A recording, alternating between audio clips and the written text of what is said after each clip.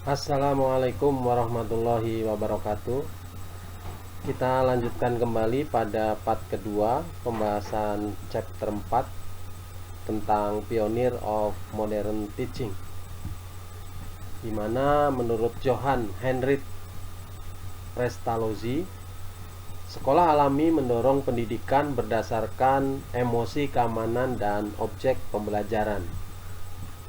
Pestalozzi, Pendidikan Indra dan Emosi 1746-1827, di mana menurut Pestalozzi secara signifikan merevisi metode Rousseau, sementara Rousseau menolak sekolah.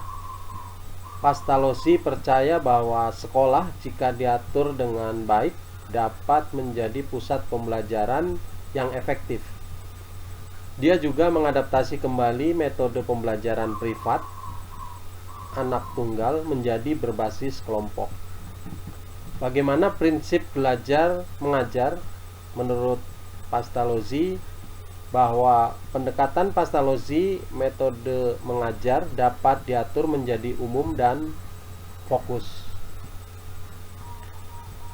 Pestalozzi memastikan bahwa belajar mengikuti alam, dan Pestalozzi mengembangkan strategi berikut dalam program persiapan prajabatan guru. Yang pertama, guru harus memulai dengan objek konkret sebelum memperkenalkan konsep abstrak. Yang kedua, dimulai dengan lingkungan terdekat. Yang ketiga, memulai dengan latihan yang mudah dan sederhana sebelum memperkenalkan yang kompleks. Dan yang keempat, selalu berlangsung secara bertahap dan kumulatif.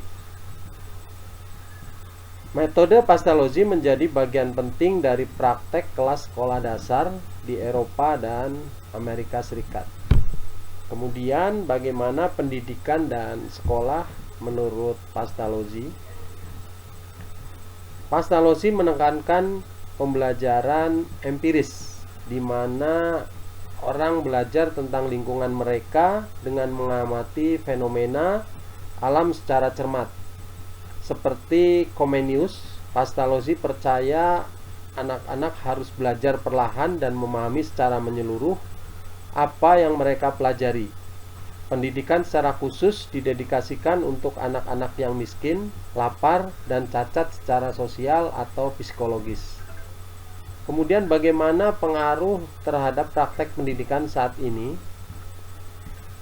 Ketika pendidik Amerika terus fokus pada kebutuhan anak-anak yang berisiko, ide-ide Pestalozzi, terutama metode umumnya, mengambil relevansi baru. Pernyataannya bahwa keamanan emosional adalah prasyarat yang diperlukan untuk keterampilan dan pembelajaran. Kemudian bagaimana menurut Johann Herbart yang menemukan metode untuk mensistematisasikan pengajaran? Persiapan guru berdasarkan metodologi yang ditentukan sejarah dan literasi. Herbart, Sistematisasi Pengajaran 1776-1841. Herbart merancang metode pendidikan yang mensistematisasikan pengajaran dan mendorong perkembangan moral siswa. Setelah mengamati metode Pestalozzi, Herbart memutuskan untuk mengatur ulang menjadi urutan yang lebih tepat. Bagaimana prinsip belajar mengajar menurut Herbart? Guru disarankan untuk memperkenalkan siswa pada lebih banyak ide dan membantu mereka membangun hubungan antar ide. Selain prinsip-prinsip psikologisnya, Herbart juga memperhatikan perkembangan moral siswa. Dia menekankan studi humanistik, sejarah, dan sastra sebagai sumber yang kaya akan nilai moral. Kemudian bagaimana pendidikan dan sekolah? Ada 5 Herbartian langkah-langkahnya. Yang pertama, persiapan di mana guru mempersiapkan siswa untuk menerima konsep baru atau materi yang akan mereka presentasikan. Yang kedua, presentasi di mana guru secara jelas mengidentifikasi dan mempresentasikan konsep baru. Yang ketiga, asosiasi, di mana konsep baru dibandingkan dengan dikontraskan dengan gagasan. Yang keempat, generalisasi, di mana terbentuk prinsip umum yang menggabungkan yang baru dan pembelajaran sebelumnya. Yang kelima, aplikasi, di mana pengetahuan siswa tentang prinsip baru diuji dengan pemeriksaan dan latihan yang sesuai. Terus bagaimana pemikiran Herbart pengaruhnya terhadap praktek pendidikan saat ini? Metode Herbart mendapat penerimaan luas dalam program pendidikan guru di Amerika Serikat dan di negara lain, terutama Jepang, di mana guru dilatih untuk menggunakan langkah-langkah Herbart untuk mengatur instruksi secara sistematis. Pandangan Herbart tentang pendidikan moral membantu membuat sejarah dan sastra menjadi kurikuler budaya inti. Dan yang berikutnya adalah Froebel, yang mana membuat gerakan taman kanak-kanak secara atau sebagai upaya yang disengaja untuk membangun lingkungan belajar berdasarkan perkembangan anak.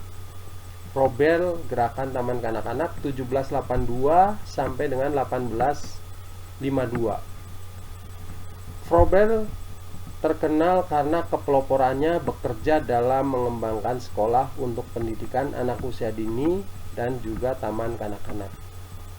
Froebel membangun taman kanak-kanak di mana spiritualitas anak-anak yang terpendam dapat dibawa ke permukaan.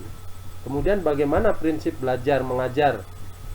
Menurut Froebel, bahwa dalam diri setiap anak terkandung esensi spiritual yang merangsang belajar mandiri. Dia merancang taman kanak-kanak sebagai lingkungan yang siap di mana anak-anak dapat mengeksternalisasikan spiritualitas interior melalui aktivitas dirinya. Kemudian bagaimana pendidikan dan sekolah? Kami membentuk kesan pertama tentang sekolah dengan guru di taman kanak-kanak bersama sepanjang hidupnya. Froebel akan mendorong guru taman kanak-kanak untuk melawan tekanan kontemporer untuk memperkenalkan mata pelajaran akademis ke taman kanak-kanak sebagai tekanan prematur yang datang dari orang dewasa. Kemudian bagaimana pengaruh Froebel terhadap pendidikan saat ini? Bahwa pendidikan taman kanak-kanak tumbuh menjadi gerakan internasional. Imigran Jerman membawa taman kanak-kanak ke Amerika Serikat, di mana ia menjadi bagian dari sistem sekolah Amerika.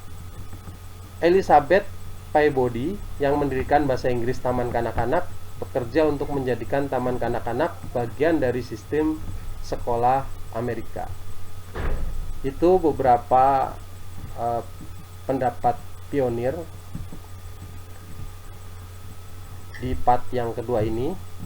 Kemudian nanti kita akan lanjutkan pemikiran para pionir yang lain di part yang ketiga. Terima kasih. Assalamualaikum warahmatullahi wabarakatuh.